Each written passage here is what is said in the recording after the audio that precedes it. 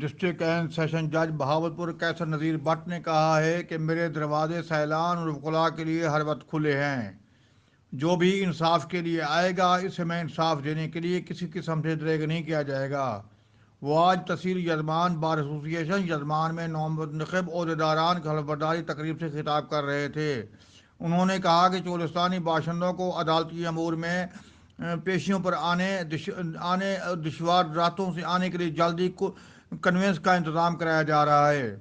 اس موقع پر مقامی اور احمد پور شرکیہ بہاولپور کے ججز وکلاء صحافی برادری کی کثیر تعداد موجود تھی.